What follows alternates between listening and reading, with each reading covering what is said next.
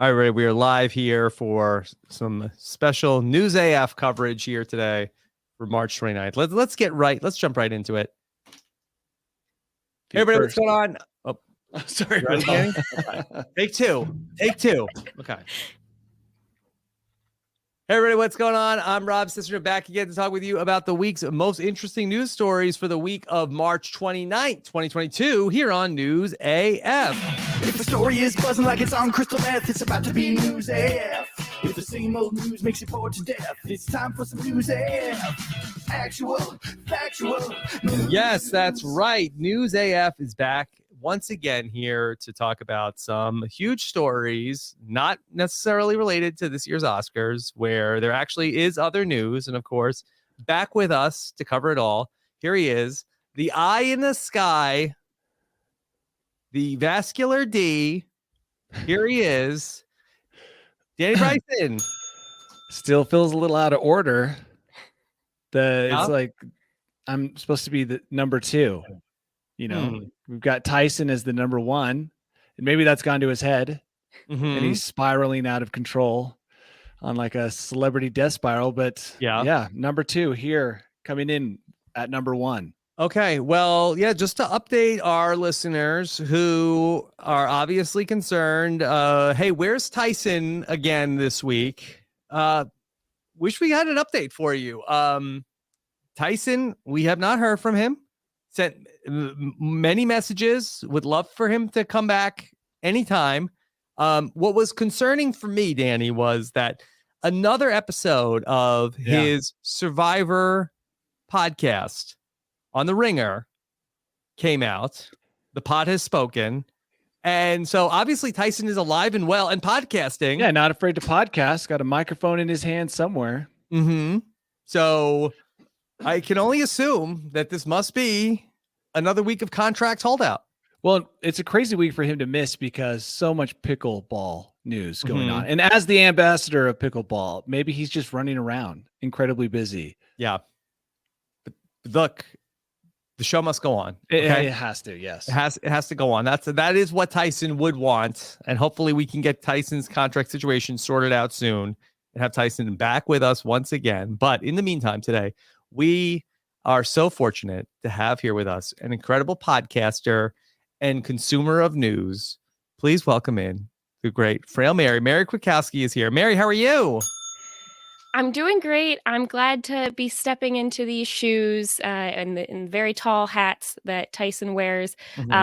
Now, I hate to open with this because you've done a very nice thing in letting me come on here, but have either of you listened back to the last episode Tyson was on? I mean, is it possible that it was something one of you said that is keeping him away? Very, very possible. I mean, we've been thinking maybe he's distracted or doing other things. But yeah, maybe he's mad. I mean, he's not one to get mad, but you never know. I've never seen Tyson mad. I'm trying to think. I don't think I've ever seen him mad. Yeah. Usually I think we'll tell you if he is mad, but I guess that's a great theory, Mary.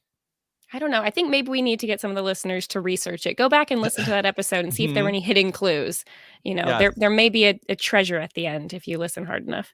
Okay. Well, Mary, it's so nice to have you here with us to talk some News AF. Mary, do you have any rants or anything that you want to get off your chest here at the start of the show? Oh my gosh. I mean, I do want to say that I assume you asked me to be on here in order to pick a fight, since I'm sure you're aware that I'm a huge advocate for both juggling and Guinness World Records, which you have both insulted just a plethora of times. So I don't know how to feel about that. Juggling sounds more of a Danny thing. Danny, did you have an issue with juggling? Other than I can't do it, it is a little bit frustrating. But I have great respect for jugglers, and well, you're very vascular, especially if they're juggling sharp objects or flaming objects. I mean, that takes a level of bravery I probably don't possess. So yeah, it's the fear. But when it comes to the records, I am kind of with Tyson. Some of them seem really arbitrary and dumb. Yeah. Well, all Guinness World Records are not made the same, but it's fine. True. It hasn't stopped me from listening. Just even though you are woefully misinformed about the process, but it's fine. Now, Mary, I know your dad has some Guinness records, correct? Oh, awesome. Now, Yep. do you have any Guinness records? I like to think that I'm involved in them. I'm like a footnote, right? Like if I'm the one helping him achieve the record, I feel like that counts for something. But as far as I know, there are no female joggling records for the 50-mile mark. So maybe I just need to do it someday. And then wait, what's a record he has?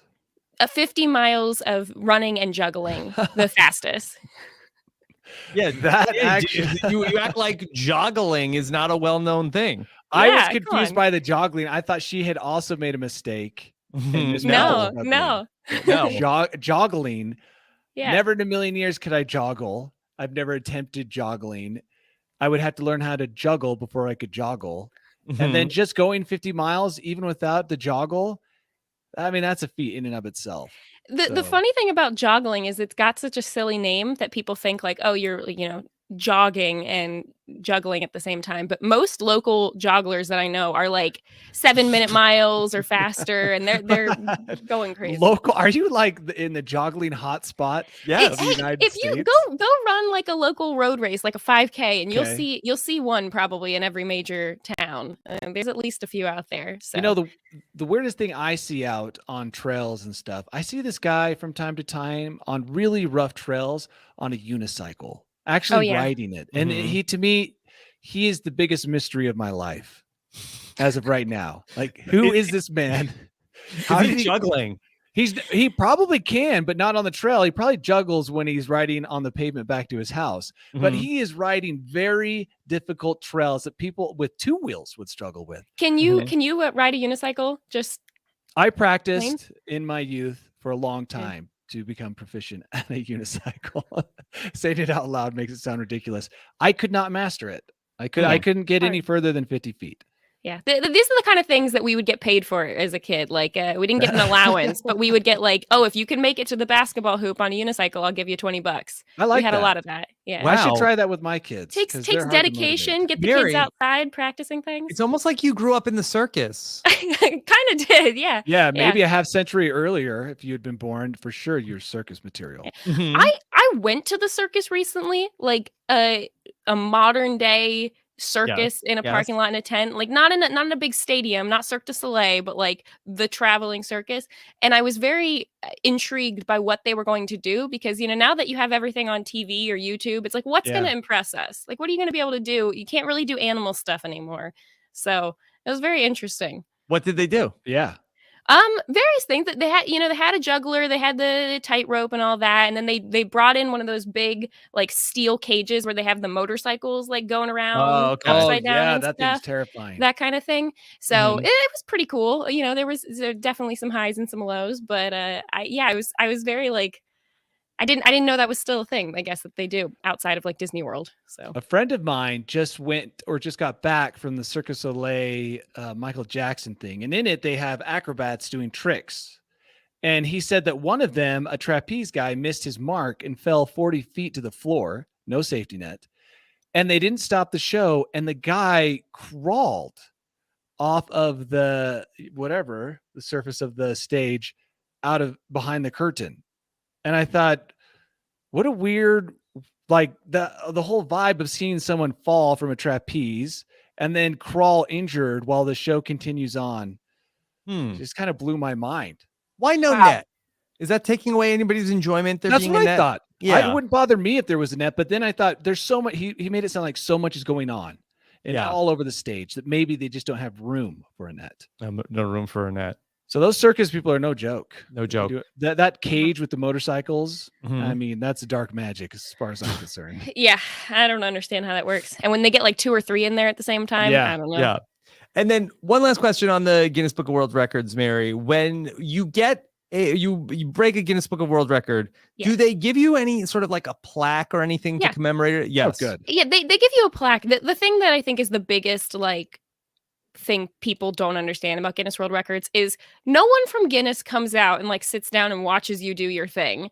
Like nobody's like, it's not like they're gonna pay you or put your name in the book or whatever. You have to jump through so many hoops to apply for the record, to record it, film it. Which fits in with the circus theme, right? Yeah, it was a massive production to because when, he was running for 50 miles and it's like 8 hours and they're like, yeah, you can't have any family members be witnesses, but you need at least 2 witnesses at a time, but the witnesses can only work in 3-hour shifts. And so you got 20 people involved in filming everything and all this.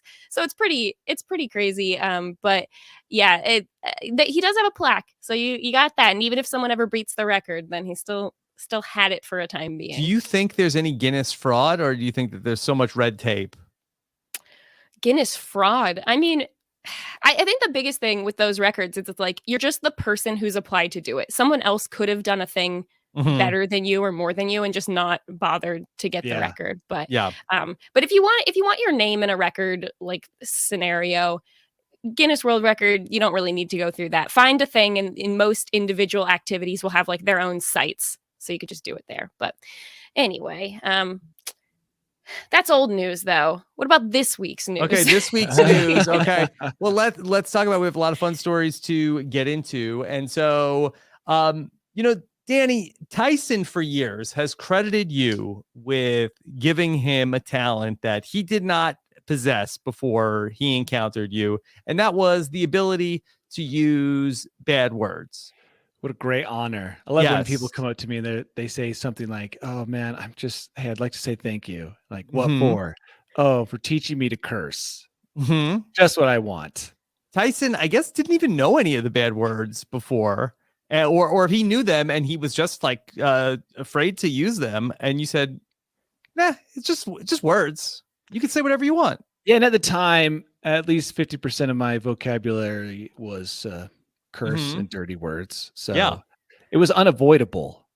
So highly contagious. What you might not have known was that you were administering one of the most powerful pain medications that there is, because that there is some new medical research that says saying swear words can actually help reduce the experience of pain. So does this make it addictive? Like anything that eases pain, there's the potential for abuse and addiction, because that's probably why I love saying it. It makes my whole day and all my life less painful. Yeah. Possible. And by the way, they do tons of studies on that. This is probably, number 10. And people just love studying swearing and pain. It must be a fun research paper to make. Because it happens so often. This is well documented. Yeah. I just wish you would say which swear word contributed to the most in terms of pain management. Yes. So according to this study, which was conducted by Dr. Richard Stevens, a senior lecturer in psychology at Keele University, that the S word and the F word were used by many of the subjects to good effect. Makes sense. Yeah. Mary, are you a big swearer? Yeah. Huge swear. No, much like Tyson, I grew up in a household where you can't say idiot or something like that. Oh, that's a bad word. It took a long time for me to learn which words were actually swear words and then which words were the fake swear words my parents told me were. I was like, wait, darn isn't a swear word? Oh my gosh, I grew up all wrong. Right. Sometimes that my kids will refer to something and they're like, yeah, he said the J word. I'm like, wait, what's the J word? Yeah. But I have finally reached the point. It's where jerk, by the way. Jerk. I finally reached the point where I can if you stub your toe in pain situations, you might release a swear, a good swear every once in a while, but I still feel awkward and uncomfortable doing it. I feel like I'm not cool enough to swear. Yeah, and actually, some people make it natural. Yes, and that's an important thing. I feel like, Mary, you've got that self-awareness that could make you a good cursor, because a lot of people don't recognize that they can't curse. And if it doesn't just flow out naturally, then it can be awkward. And I love that you said that, because there are some people who should not swear. Danny, how could you tell if you're a person who should be saying the F word or you shouldn't be saying the F word? If there is even a micro hesitation, you should not be swearing. Because in order for it to feel natural, it has to come out without any kind of blockage. My first curse word, I crashed on my skis when I was probably 11 or 12, and for some reason screamed at the top of my lungs without hesitation, the F word for as long as I could had air in my lungs. Then I felt super guilty. But all my pain and frustration was alleviated for the 10 seconds I just yelled that F word at the top of my lungs. So you'll know. And some people need to be told, like, hey, you probably shouldn't swear. Why? Because you don't like bad language? No, because you're bad at swearing. It would be helpful if more people knew that. Yeah. So do either of you in any of your marathon running or racing, do you ever find the need to turn to any of these bad words? Yes. Yeah, I definitely just remember doing that last weekend. And that was a little bit different, though. It was because I realized right when I arrived at the race and started running that I didn't put on any sunscreen and I was going to get a horrible sunburn. And I was like, this is going to be a sucky several hours. So, that deserves a good string of curse words. So that was bad. But yeah, I mean, I think I'm Danny. I'm sure you'll say, like, you can do anything, step down wrong, or once you notice. For me, the worst is that once you know you're gonna have to live with some pain for a while, that's the worst. Whenever I puke on a run, after the puke comes out, the F word is instantly following it, almost as if it's a continuous stream. Like just but I had an interesting cursing moment with one of my kids the other day. My 6-year-old girl was reading a book to me and she stopped. She said, I can't read this word because it's bad. I said, oh, that would be very shocking if there's a bad word in this book. So I looked at the word. She pointed it out to me, and it was bucking bronco.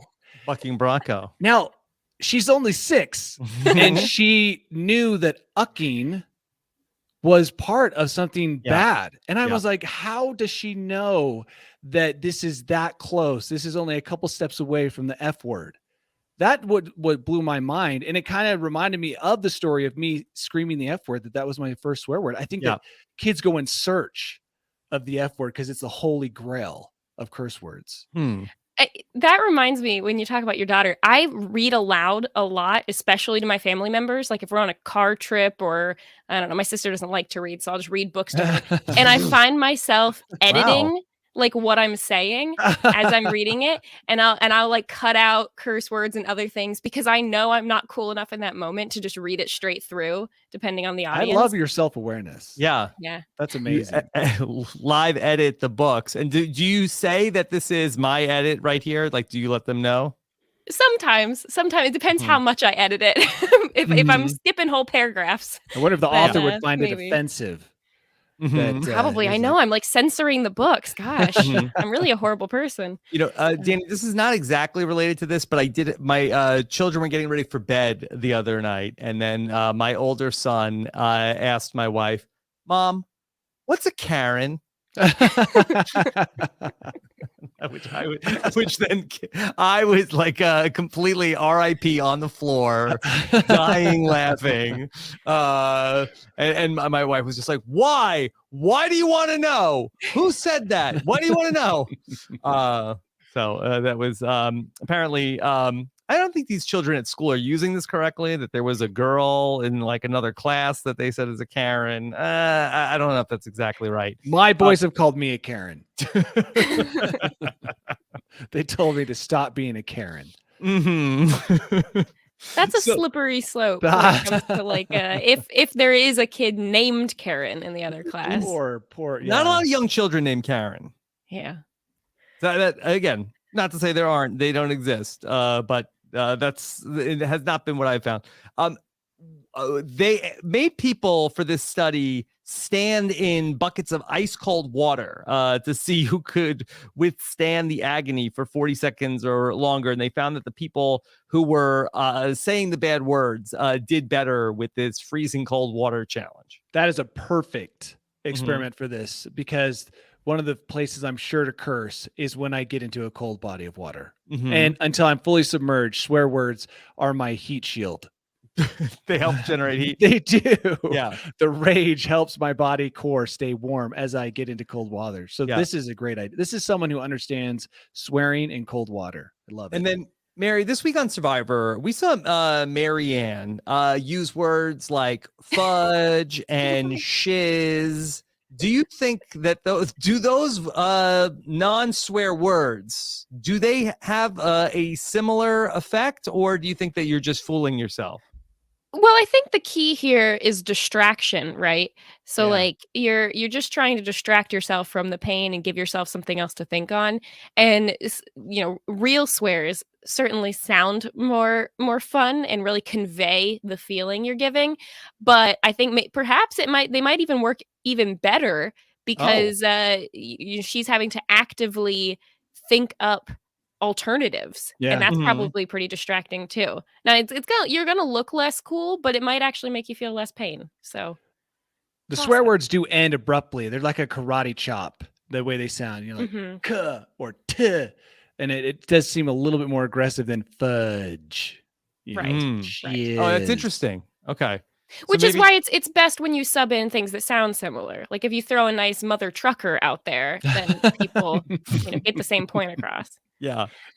Okay. So ship is better than shiz. Yes. Mother trucker. Mm-hmm. I haven't heard that in a while. Okay. Oh, well, when you grow up in a household like mine. Believe me, I grew up in a similar household. And you know what? I raised my kids in a similar household. I don't want stupid, You don't idiot. allow- yeah. Wow. I know Mhm. swearing. And it's funny because I grew up in a house like that. And then I thought that was stupid. But man, No kids J can word in your house. No, kids can say really mean things. It sounds so mean when they say it too. So I'm a bit of a hypocrite, and my kids don't hear me swear, but I did tell them that I do swear because I don't want them to one day realize that dad is, swears like a longshoreman, but his whole Mhm. life he's been telling us not to. So I'm trying to walk that fine line between in the house, Right. you can't swear I don't care what you do with your friends outside. Well, I do keep it very family friendly on the podcast. Yeah. In moments of great frustration, I will let the obscenities come out. And then I find nothing more frustrating than when the obscenity police come for me in my own house, where dad, Yep. you just said, yes, I know. Like, well, you know that you're not supposed to say that. I'm like, all right, but I'm really mad about this. I'm really this. There's not. You I can't find that win. incredibly frustrated. Right. I'm saying that because I'm frustrated, and then I have to then get dressed down for it also. Swearing is also just like a nice rite of passage when you get older. Like I remember like going to college and then hearing my professors swear. I was like, "Ooh, we're cool now. We all get to Mhm. swear in this class. I see how it is." Yeah. Yeah. All So right, maybe you just need to take time, and then you can cross that bridge, and it'll be a nice little fun time for everybody. Cross that bridge, and then you can be cool, and then also experience less pain when you say obscenities. Okay, and you don't need to learn them from Danny, like Tyson had to.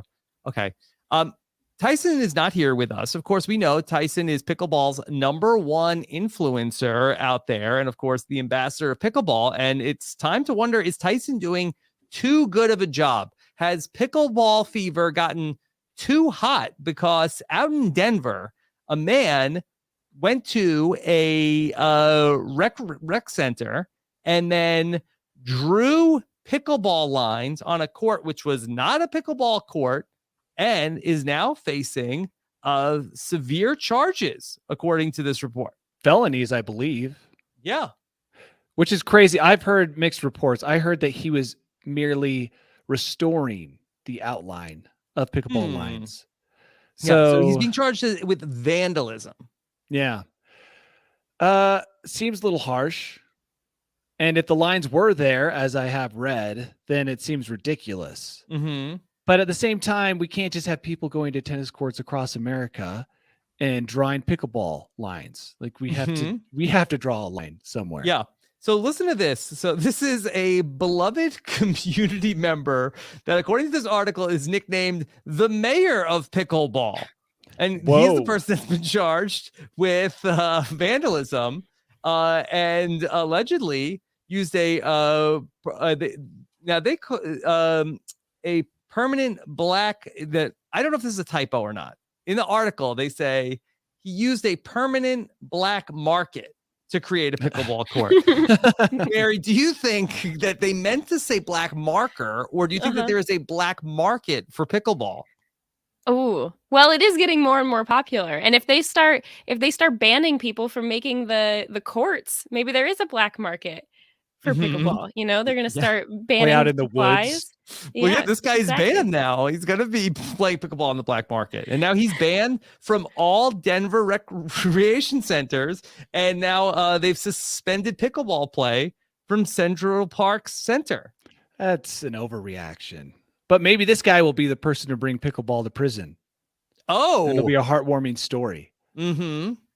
Yeah. By the way, I don't know what happened to pickleball this past week. I wish Tyson was here to tell us.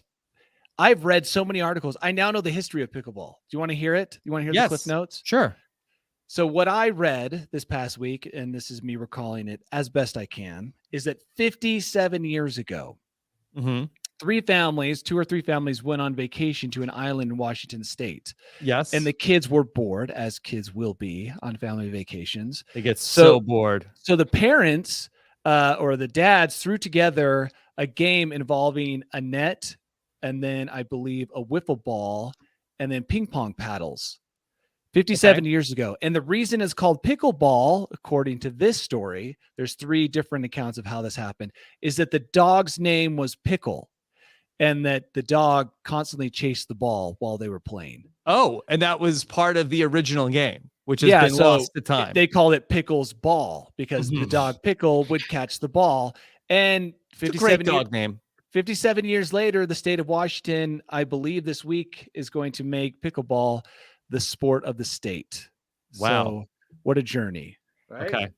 It's a frustrating game to learn. Like, I learned it in elementary school. And I remember it's like you learn soccer, you learn tennis, whatever. But when you learn pickleball, the only thing the kids want to know is why it's called pickleball. And you never get any good answers. So there needs to be like just a set answer that even if it's false that they tell you. Wait, you played this in elementary school? Yeah. And then I heard nothing of it again until like That's 6 years ago when all the, elderly started playing it. Yeah, it's blowing up. The membership is in the millions now. From its humble beginnings on that island in Washington State. And I was reading about all the top pros, expecting now the children who invented it are old enough to play it. Yeah, expecting to see Tyson mentioned as the ambassador of pickleball, Right. but he must have enemies within the sport because not at any point was he mentioned in the article. And I found that to be the most disturbing part of the article. Bad job. Is it because ambassador is harder to say than mayor? Like maybe if he had decided to be like the chief of pickleball or something, that it would have worked better. Everybody loves the mayor, right? Well, not in Denver because the mayor is on the outs. I bet you the pickleball crews love the mayor still. Look, I'm he sure. was fighting for Popular pickleball. mayor. He was restoring faded lines. He was making pickleball life better. It's all the other norms who don't play pickleball who were coming after the mayor of pickleball, which makes total sense. His position of power is, very sought after by all the other mayors who are just mayors of cities and not pickleball. Yeah. This is another reason why running is just a superior sport, though. Like, No ball. I don't know. No My lines. family has drawn semi-permanent lines on like almost every road anywhere near our house to mark like miles and stuff, and nobody seems to care. So, What do they use to draw the lines? usually some kind of like white chalk paint that eventually fades, but sometimes other things. In that bike last racing, longer. they write people's names all over the roads. And even now I can go up certain roads and see the names of cyclists who probably don't even race anymore. Yeah. Still spray painted on the road. Mary, how does your family measure out the mile markers? Either GPS or sometimes we'll get like the little wheel thing if you want to be real accurate. Wow. Yeah, that's real important for these kind of things. But it Very helps. serious. It helps. Well, back before everybody had a GPS watch, you needed to know if you're going to do like mile sprints A or something. wheel. So Yeah. old school. Mhm. An abacus and a wheel. That's how they calculate that's everything. What they would do. For a marathon. Yeah, that's what they'd do. We didn't have calculators growing up, so no.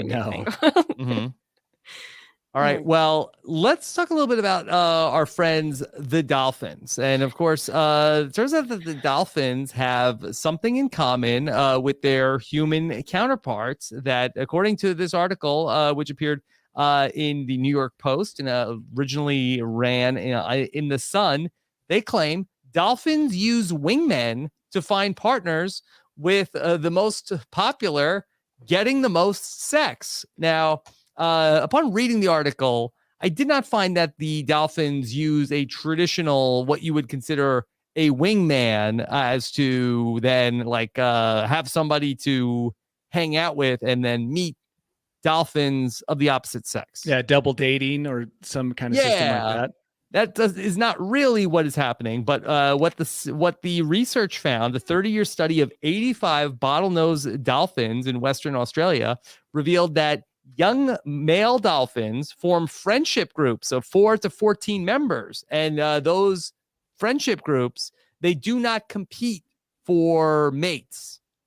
Who do they decide gets all the mates? I don't know how they decide. Also 14. Mm-hmm. I mean, that's a lot of bros. And they have best friends for their entire lives. Wow. It's the ultimate bro animal. Mm-hmm. Just reading through this article, this really sounds like high school. It's like they will take turns because they know that they will just have so many female dolphins in their life that they all get to take a turn to be the father. Sure. And this, when I was in high school, you have your big group of friends and everybody just takes turns going on dates with each other. Mm-hmm. So or at least there's like a couple people that are like, oh, that person's dated everybody. So it seems like the dolphins were really very similar to them. I don't know. Dolphin studies always kind of creep me out though. Yeah. Why did they creep you out, Mary? Yeah. Didn't they because with the woman who flooded her house to hang with a dolphin and stuff, and I feel is that a true story? A woman? I don't know, or it's a book, pretty cool, or a movie or something. Was that The Shape of Water? No, the different thing, but very similar. Yeah, it's just I don't know. Much like all animals, dolphins are great from a distance. Mm-hmm. They're pretty cool. Have you ever seen a dolphin leaping in front of a boat? Pretty majestic. Yeah, a bunch of dolphin bros just hanging out. I know it was basically just it was a giant sausage party leaping in front of a boat. Are you sure there's no sabotage? There's no. What if they get in a fight about whose turn it is? They did not get into that in the article. That the male dolphins cooperate to compete with rival alliances over access to females, according to this. But they said that males with the strong social bonds sire more offspring than those with weaker bonds, and popular mates enjoy higher paternity success. Really is high school. Yeah, you got to have a friend group. Yeah. Can't be the cool loner dolphin. And the bigger the group, the more power. Probably the wider selection you get. Mm-hmm. This all looks like quantity, right? What if the non-allied dolphins are just having really, really quality relationships? Mm-hmm. One deep relationship with one other. Yeah. It's like the Twilight of dolphin stories, Mary. Yeah, exactly. I feel like they're trying to have us read this and be like, oh, you know what? That's what we should do. We should just all take turns, and you don't want to pair up forever, because then you'll be less cool. You're not gonna be as popular. They're really throwing around the word popular here. Mm-hmm. It does sound like a group of bros probably would have short-term relationships and kind of be lame. Mm-hmm. Whereas that single loner dolphin looking for something strong. Mm-hmm. The ocean's a big place. How they always say there's more fish in the ocean. That really does apply to the dolphins. Mm-hmm. Yeah, and it is not stated in the study whether any of the bro dolphins are especially toxic to be around. For sure, a group that big can't be healthy. Yeah. I feel like there's probably, you get a group of 14, there's at least one or two of those dolphins that they're part of the group, but they're not really, it's never their turn, right? Sorry, Steve. No, actually, we're going to go back to John. We're circling back around. We'll catch you on the next one. Yeah. On the next cycle. You're just kind of here. And at 14, you're starting to get near like testosterone mob type of a group. It's not going to be a good place to be. Mm-hmm. Okay, well, the Dolphins may have uncovered the secret to happy relationships. But as far as humans go, still a lot of more research to be done. Another study has found that this was conducted by Cornell University researchers. They said that couples that have joint bank accounts tend to stay together, according to this new relationship study. And they found that the couples that pooled finances seem to increase one's level of dependence on the partner, which ultimately resulted in high levels of relationship quality. Yeah, because your wife's got all the dirt on you. She sees every purchase, every bit of money going in and going out. I do know that when I buy things with our joint account, I do think very hard about the purchase and whether or not she'll look at it. Right. That's a good question. Also, I do think that once the intertwined finances come to be, I do think it is harder to untangle that. Yes, good point. Yeah. Yes. Like when they say I want to tie myself to you in every way possible, they also mean financially, so that you can't get out of it. I think Danny's got a good point there with the spending, because I know that there are certain purchases and certain like recurring payments I have that I feel like I would have to heavily explain or fight for if I was tying my bank account with someone. Right.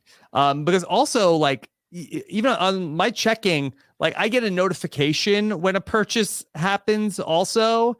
And there are often times where I'm looking at my phone and I cannot believe what I've just seen.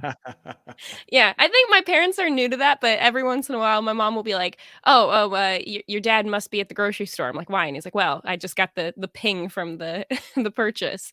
So it's just another way to keep tabs on them. I started a separate account 2 years ago on my wife's insistence. So it wasn't necessarily my idea. She said, why did Liz want you to do that? I'm sick of you buying gear with our money. If you're not going to monetize what you do online, then you can't do it. And so I said, fine, I'll do that. I created a separate account so I could buy gear. And now it's a point of contention because she doesn't know necessarily how much is there, how much I'm spending. And so I could see if you both had separate accounts, you'd always be looking over the other person's shoulder. Like, oh, how much do they have? What you need to add Liz to that account if you want to strengthen the relationship. Look, she has access at any time. She can grab my phone and see what I'm purchasing. I don't care. But I will say it does lead to a lot of arguments when something shows up in the mail. And she's like, well, what's that? How much did that cost? I said, well, don't worry about it. I bought it with my own money.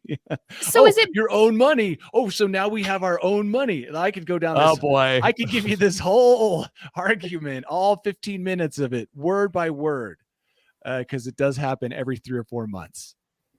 So is it better then to have an argument about what you're spending as long as they know, or is the argument worse when they don't know and then they want to know what it is? So with the joint account, I think it's like a constant simmering of like, yeah, it's a lot of turmoil, like on rent day where it's like, honey, I'm gonna need your half of the rent today. Yeah. And the separate accounts, it's like big surprises all at once.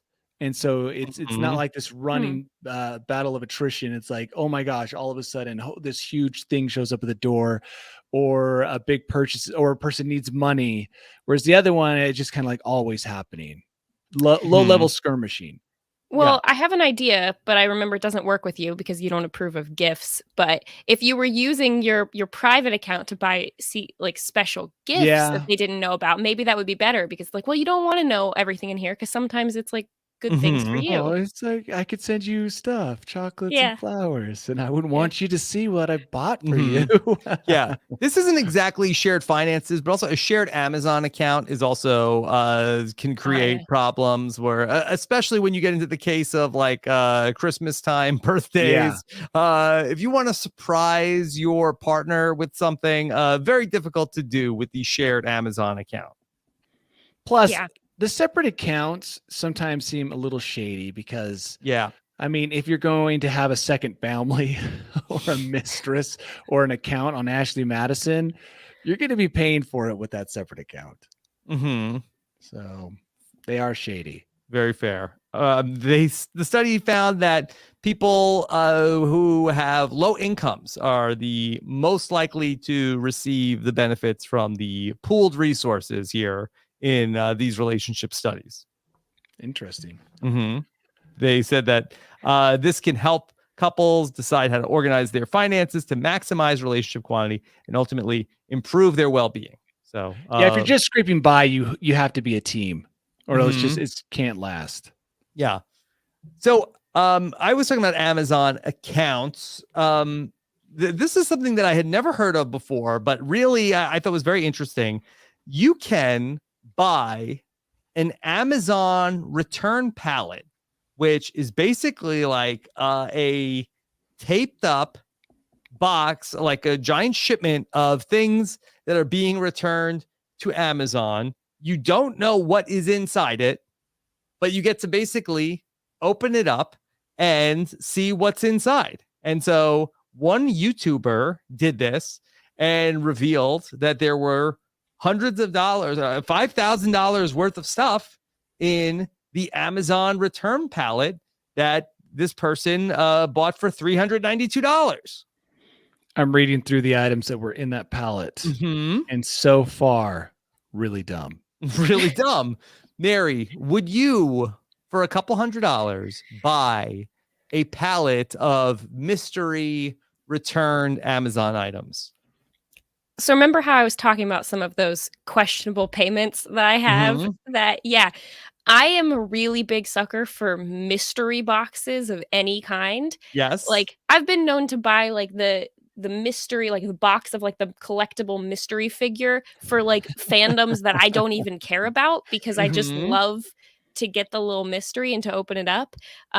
And I don't usually have like buyer's remorse on anything. So I've just trained myself for that. So I would buy this in a heartbeat.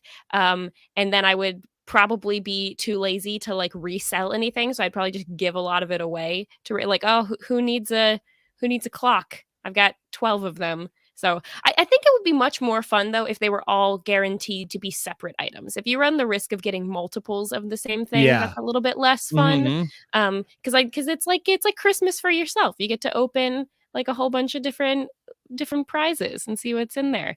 I don't know. Plus, it'd be fun if there was anything in there that's like my favorite kind of presents are things that you sort of want, but you would never buy for yourself. So you need someone else to get them for you. Like socks. Right, but you have no idea what size or anything. So I'm trying to see where you would go to buy Amazon return pallets. I see a lot of them on Amazon. I see one here. This one is $169.48. This is it's a return pallet for sale, unclaimed packages, bulk blind surprise, small electronic overstock pallet gifts clearance, extra electronics. Is it possible that are stories like this a scam to make you just go buy Amazon return pallets? It very well could be. This is the kind of thing my boys would watch right here. This is their bread and butter on YouTube. What is he getting? Like, is this like 10 crock pots? What are these? Rice cookers, I think. Yeah, you got rice cookers, wall clocks, keyboards, and everything in multiples, which I totally agree with Mary, is the dumbest part of it all. Like, what could anyone possibly do with how many of these dash cams did he get? He got tons of dash cams. An entire box of it looks like 20 dash cams. Can't we recycle some of the stuff inside of these boxes rather than send them out to someone? I think once you buy the pallet, you can do whatever you want with it, Danny. I'm saying Amazon should recycle them. No, they're recycling it by selling it back to you. That's not recycling. So much of this stuff is going to end up in the trash. This reminds me of like when you go to Goodwill and then they have like a section that's just stuff that like Target bought that they don't want, and so then you have like 12 copies of the same vase or whatever. So I'm wondering, is this even guaranteed that this is stuff people have bought, or is this like companies that are going out of business that just have all their excess items? I don't know. I think it's both. Let's see. I'm looking under buying Amazon return pallets near me. Yeah, I guess it looks like that, that there are different ones that you can buy. The best place to buy Amazon return pallets. So yeah, you can look into finding places to do this. This is for people who like want to have a yard sale but don't have anything to get rid of. Mm-hmm. Yeah. Buy this, give it to your kids, teach them a lesson, tell them, hey, this is how much I spent on it. You better make more than that. Great idea. Is this better than a lemonade stand? If I bought the pallet and put my kids out on the street with a plastic fold-up table, some chairs, and they could just turn around garage sale and 40 wall garage clocks. sale. Yeah. I think that's a fun system. Buying an Amazon return pallet, I believe that this is an activity best before you combine finances with your significant other. There's no chance that two people in the relationship both want to buy an Amazon return pallet. This will lead to an argument if it shows up on my doorstep. At least 10 minutes. You know who needs this?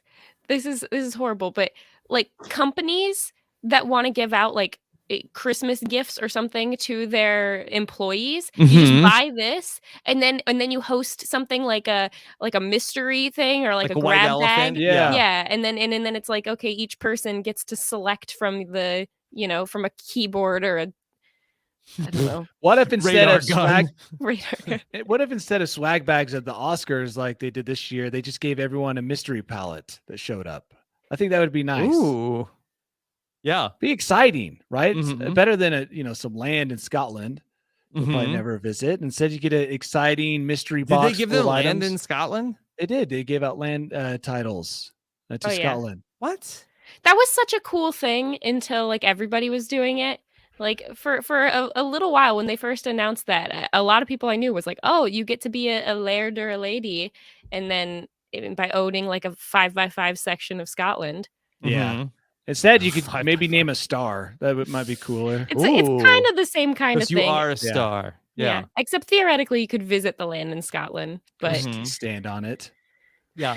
Yeah. So a couple of weeks ago, for whatever reason, I don't know how they planned this, but across the country, we had school picture day. I think this happened for my kids also, happened to fall on St. Patrick's Day, which created some problems because a number of the students ended up wearing bright green, which happened to match the color of the background for the school photos, creating a lot of problems on picture day. And so we have some examples of what's gone wrong here for some students here during picture day.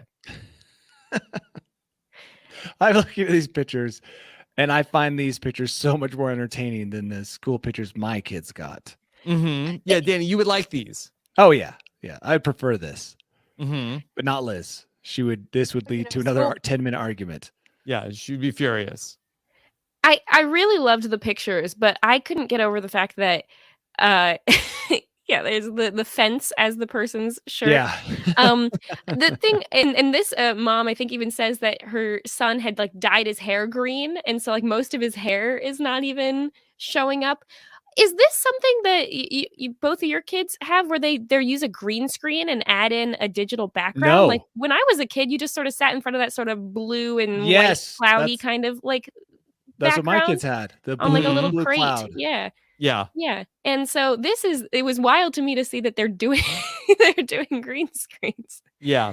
For me, I don't even know why we even have picture day. I don't it made sense when people were, before the advent of, the camera phone of I've got an iPhone 13. I don't have an iPhone 13. But if I did, you have a camera phone that's better than the phone the camera they were using to take the pictures 20, 25 years ago at the schools. All these kids are photographed nonstop all day long. Why are they taking the kids out of the class to take all these pictures? Don't we have enough photos? I couldn't agree more. And Mary, look, you don't have children that are going to these schools, but Danny, how much do these photo packages cost? I haven't looked at the joint bank account, but yeah, I'm guessing that they're what? How much are they, Rob? $30? probably. I think you start at like $80 for no these. way for one kid for these photo packages. That's not worth it. It's not worth it. You could do this. You could do these pictures at your house. Yeah, they're being done at my house every day, all day long. I'm totally with you on this, but the whole camera phone thing has eliminated the need for this and eliminated the need for your Christmas cards with your family update. I don't need that. Yeah, this is a hotter take. No, I've talked about this before. I don't need an update about your family. If I really cared that much, I would get online and go to your Facebook or your Instagram and get a detailed update day by day. We don't need to be sending those out anymore because I'm tired of feeling guilty when I throw them in the trash. Yes. Before Mary, my wife can see them. Do you do Christmas cards with photos and stories? We usually do a family Christmas card with just a picture of us. We tend to err more to the side of like a interesting photo as opposed to like a very staged photo with all of us together. But actually people, I'm not going to say who, but people in my household have a very strong dislike for the like story updates of what everyone's been up to for the year, because I think there's like an element of like sort of bragginess about it. Like so-and-so was an honors student and got into their top 5 colleges, and now we're trying to decide which one. And it's like, I don't mind, because I kind of, there's certainly some people where it's like, I'm not this is worse. I'm not interested enough in you to know what's going on in your life until I get that card each year that tells me your update. But yeah, it's like a weird sort of thing, because you feel like you need to like beat them, but like, what if you didn't do anything interesting that year? So I don't know. I feel like my life is so much better than all those cards that I get from people, and yet they still irritate me. I feel like I should be doing some of the things on their stupid card.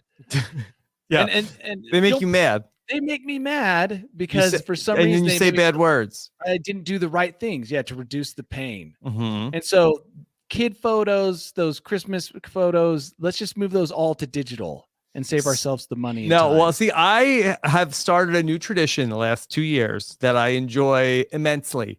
I take all the Christmas cards and I put them in a pile. Ooh. And I stack them all up.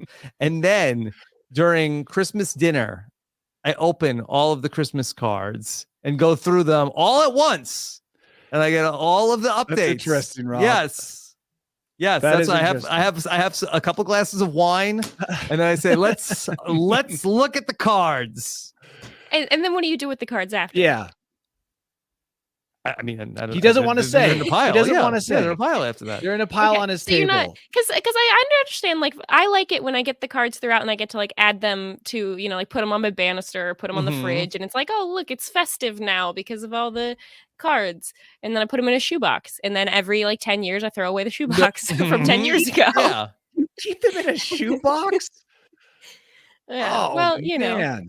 I like I said, I try to intercept them before my wife gets them, because if she gets them, they get hung up in our kitchen. Now I get to stare at a bunch of faces I don't know every time I go to get a bowl of cereal. And so if I can intercept them, I open them, I look at them, I realize I don't know them, and then I throw them in the trash. Can I go back to the school photos for 1 second? Yes, I was thinking about this earlier today. What's in it for the school to do all these photos? I'm thinking Big Photo must be doing a pretty hefty kickback to get into the schools. Yeah, it's like class rings and stuff. It's like a thing that's not really associated with the school. It's just associated with other companies. For the schools, like, I can see taking the pictures to put them in the yearbook. The selling them to the parents, I don't get as much. I mean, I assume there's no yearbook for little kids. There are there yearbooks. is. I got my like kindergarten yearbook and everything, and I have a stack of those, and I like that. And like when we were kids, my parents would order like the one picture to send to the grandparents or whatever, and then they would order like a dozen wallet size, and then you just trade the wallet size with all your friends. Yeah, Mary, so you have a bunch of theirs. Mary's made a lot of good points that I've forgotten, and that is the yearbook, which I totally spaced, and 2, grandparents aren't necessarily. I mean, it's becoming less so, but. They're not in the digital world. So my mom loves printed pictures of her grandkids. So $80 to make grandma happy. It's kind of cheap. Well, but then you get to go to grandma's house and walk down the hall and see your like progression of age, and then you just like beg for years to get rid of the 6th grade photo, you know. But I think that these are actually great because my favorite school yearbook ones are the ones where I knew people who like for whatever reason their picture like turned out warped, so their like face looked like too tall or something, like or you go in and like sort of a goofy outfit or whatever. Like that's my favorite. It's like nobody cares about the most the most stage photos. Yeah, like these are great. Like the person who's got their head like cropped out above the fence, that's a great photo. You know, it's a memory. It's gonna that one's gonna stand out Went over viral. all of the other ones. Yeah. Okay. Danny, are you ready to take us once again to visit your heralded bolt hole this week? Oh, please. Yes, I've got some exciting news. Okay. All right, Mary, here we go. Welcome to my bolt hole. Exciting news coming up. I think I oversold it, maybe. Okay. I think you're gonna feel you belong. All right. A nocturnal emission. Yes, Danny. Rob, do you still work out? I do try to, yeah. When you work out, I mean, what do? You take like you probably dry scoop some pre-workout. No. And then you put on some hardcore. Not a big pre-workout person. You know, I sort of just like go out into the garage and then, you know, like I'm watching TV shows and then occasionally like pick up a weight. Okay. And Mary, do you lift weights at all or go to a gym? I do go to a gym sometimes, and I'll lift up the weights, and then if anyone else comes in, I have to put them down because I don't really know what I'm doing. So what's the vibe at your gym? Is it like a high energy pump until you drop type of a vibe? I usually work out at it's a climbing gym primarily, and then they have like a weight room. So I usually am one of the only people who ever go down in there. But yeah, it's mostly like, you know, scrawny climber kind of people. I know the type. I know who you're talking about. So none of us have really had the experience of going to a gym and doing the whole dry scoop with your buddies, 14, like a bunch 4 of to 14 dolphins, bros. Right. Yeah. Just yanking on those weights until you collapse in an utter surrender to your exhaustion. And you know what? The interesting thing is that an article came out that said gyms are changing. The whole vibe at gyms, that whole bro muscle thing is slowly going by the wayside, and that more people are going to the gym to relax and rest, which seems so counterintuitive. Yeah. And, so they're turning into spas. Yes, kind of a little bit. They're just paying more attention to mindfulness and stress release and meditation and muscle therapy, like the Theragun or those things you put on your legs that inflate and then deflate. They're just, you know, and at first when I read this, I thought that's ridiculous, right?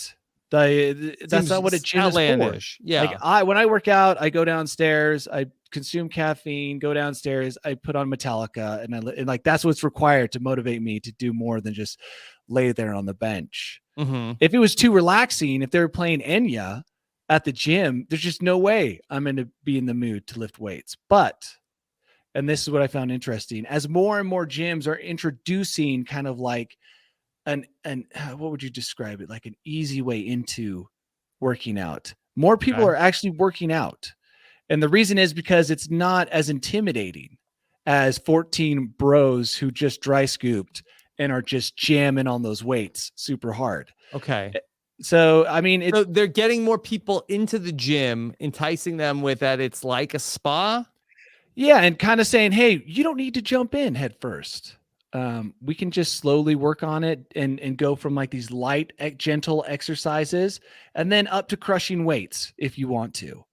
And with so many people being out of workout shape because of the pandemic, a lot of people are like, oh, I'm so glad I went to the gym and instead of seeing a bunch of rippled muscles, you know, and people sweating and groaning as they pump iron, it was more of an inviting environment. Because I can only imagine, having never really gone to a gym, that sometimes in some days gyms are very uninviting. Right? Have you guys experienced that? Yeah, I did in college. Yeah, I used to go to LA Fitness. Was it intimidating sometimes? It was annoying a lot of times.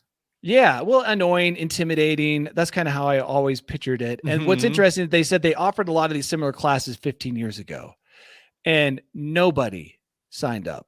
Huh. Like they tried to do all sorts of things. They changed the name of the classes to make them sound a little bit more violent physically, but they couldn't do anything to get people to come. Now they're sold out. They're increasing the number of classes. Yeah. By sold out, I mean filled up, you know. And now they can't have enough classes. And so they're constantly expanding. And, you know, they haven't reached here yet. My wife goes to the gym. She says she hasn't seen it, but they are expanding. So pretty soon you'll be able to go and lay down and meditate and stretch and just kind of like get into the zone in a slightly different non-dry scoop way. I wonder if it's like fashion trends though that are on like a 20-year cycle. If it's the same kind of thing where once all of these people who are going to these classes, they get, you know, zen enough to where they want to start lifting heavier and heavier weights, and then maybe all those people sort of graduate out. Well, like where are they going to go? Do you have like two styles of gym now? Yeah, it'll probably, I think you're right. I think 10 years from now, we'll see people like splitting logs and running with giant, you know, like the Rocky Balboa pre-Drago fight workout. We're like running through deep snow with a log over their shoulders. Because I think that you're totally right. I bet you that if we trace the history of weightlifting, we would find another period in its time where it was similar to this, more like mindfulness over body. So, but hey, right now is a great time to get in. If you're looking to find a kind of an easy way to exercise. Okay. So hopefully it comes to a town near you. Cool. All right, Danny, anything else? No, I mean, tons of other stuff all the time, everywhere. But as far as this podcast, this is it. Mary, what about for you? Any other news items or stories you want to touch on? I did notice this. I don't really want to, not that interesting of a story, but it is funny that the one of the other stories about the woman getting the shoes delivered to her throughout the year. I was going to say she could just send them back to that Amazon pallet. Like maybe that's where they need to go. There's a woman in, I believe, let me just give that story real quick. The New York Post had this about a woman who's been getting mysteriously sent size 11, very like gaudy, tacky women's shoes sent to her house for a year, and she doesn't know why. Yeah. UPS says that this has been a clerical error. Yeah, it seemed like the return destination for wherever they were supposed to go, like, is a similar name to herself and her address. But yeah, if she could just work with the Amazon pallet people to send them there, then start someone else her own pallet at her house. Yeah, just collect them, put them on a pallet, resell them.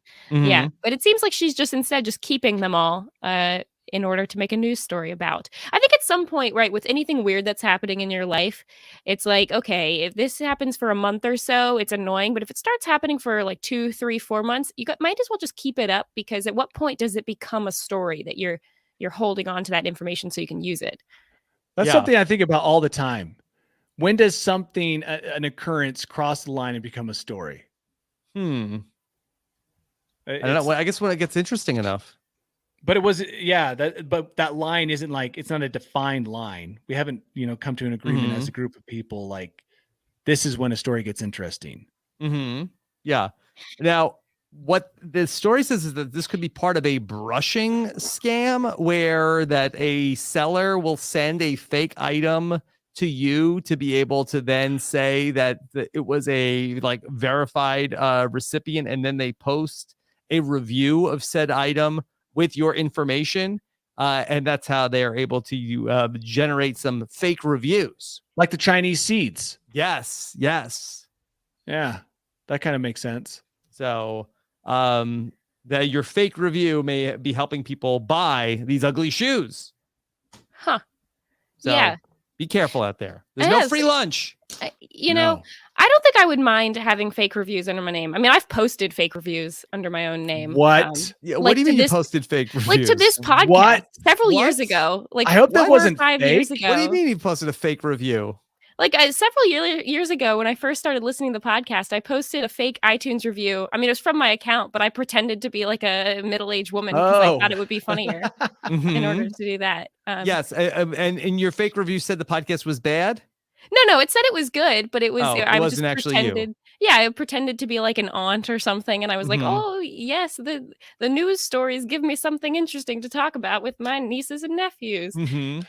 I don't have as much problem with that because at least you had heard the podcast. Yeah. But Yeah. these people aren't even You were wearing the protecting your shoes. identity. Yeah, exactly. I Mhm. don't know. So, Okay. so does coming on here once get me invited to Guy's trip? Is that how this works? Oh. Yeah, if it happens, I think we have to expand Yeah, get the whole roster. crew. Anyone Yeah. who's ever been on. Mary, do you have a suggestion for where we should go? Yeah, somewhere that I could drive to in like an hour. Drive to in Ooh. like an hour. Okay. No, yeah, anywhere fun. I mean, we're down with the outdoors, so it's whatever. Okay. Out west. Okay. Mary, what's coming up for you podcast wise? Mary is a very active podcaster. Oh yeah. Well, I've been tweeting about Survivor so far, so Yes. I've been enjoying this season, but Yeah, I saw you tweeted about it several days after the episode was over. Yeah. Well, I got a busy schedule, so it just depends when I can watch it. Yeah, but, I get that. yeah, but I felt like the show's been good, so at least I should say something about it. Yeah. Other than that, Big Brother Canada obviously is still going on, and that's been just a refreshing trip after Big Brother Celebrity has been over. And then over on Kowski Cast, Riverdale's back, so it just got renewed for a 7th season. And I do blame you also for that because I had no clue that Riverdale was a show until you were doing ads for it like years ago when it first started. Ads You were doing ad I'm spots. an influencer too, Danny. Yeah. You have so- influenced one person. That's true. That's true. So Yeah. I can't believe that this is the origin story. I know. And I've also been seeing reviews of people have been seeing or they released the cast for the Ultimatum. yes. Yeah. More really, really stupid dating shows. It looks very trashy. Yeah. Yeah. Well, Love is Blind was fun, and my brother just was texting me the other day, having like marathon watch it, and he's like, "Did you watch this show?" And I'm like, "Does no one in my family listen to my own podcast? Like, you put it on you the should Christmas know." card. All the podcasts. Yeah, that's the problem. You're not bragging enough about it. I know. By the way, all the best relationships start with an ultimatum. Well, that's the premise of this show, where that there is a couple, and then one person wants to get married, and the other person doesn't, and so they say, "All right, fine. You don't know if you want to get married. We're switching partners." If you won't do it, someone else. It's like that threat, right? Like you're always like, you don't appreciate me, somebody else would, and then they don't believe that. They're like, nobody else would appreciate you. You're not going anywhere. Now you have to actually call their bluff. Call their bluff on it. Yeah. Okay. I can't wait for that one. Yeah. Very should be excited. Good. Okay. Now, Danny, what's coming up for you? Oh, I'm just constantly editing videos. I'm considering dipping my toe back into social media. Oh, it's so much work. I just can't bring myself to care about it. Which social media are you going to dip your toe into? Well, I always... Are you coming back to Twitter? Maybe. No, not Twitter. I'll probably never return to Twitter, but Instagram and TikTok, just because I'm more of a visual. I create or I have so much content. And that's the thing is I'm not bragging enough. Like I do all this really cool stuff, but I'm not making people feel bad about themselves because their life isn't on my level. And I'm like, I should be doing more FOMO material. Yeah. And it's just a waste if I'm just putting it on my computer where it'll just disappear over time. So I like come up with some ideas. Thing is, as I move towards actual like TikTok content, it just starts to feel so spammy. You know, it's like if you start publishing things like Mary, I was going to do something on like, best places to run in North America. Unfortunately, it excludes like half of the United States, your half. Maybe you could do like a follow-up like in the East. And it's all Western stuff. But it's just like that type of stuff. Whenever I write it down, I just feel dirty. And I shouldn't, because that's the world we live in. But if I write top 5 and then whatever, it's too clickbait. I'm like, oh my gosh, it's so clickbait. 80, but then You hate what you've become. Yeah, exactly. This is what people do. Yeah. Can you do the bait and switch though? Can you do like top 5 whatever and then actually make them like 5 really horrible choices? And so at least there's an element of humor with that. Yeah, I could. I mean, that would be something, but the truth is that if I look at what I have content wise, I do have beautiful footage from 5-10 runs that I do want to share, and then of course I'm trying to share it in a way that people will click on.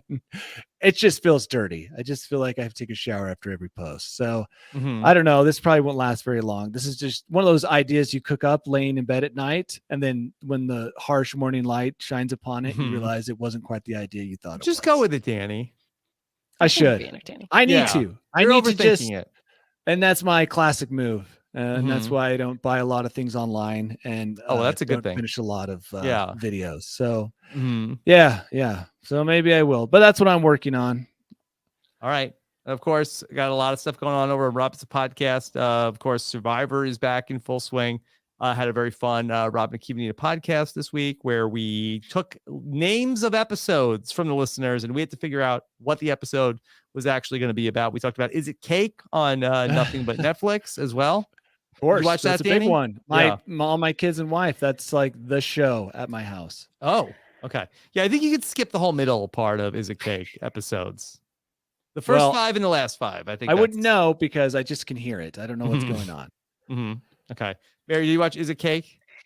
No, that's the kind of thing that I would want to skip to the end of and just see the reveal. They spend a lot of time making the fake cake. We just like to guess. Yeah, I just like that. That seems more like a BuzzFeed article than a show. Yeah, could have been an email. All right. Thank you so much for joining us here on News AF. We'll be back again next time. Take care, everybody. Have a good one. Bye.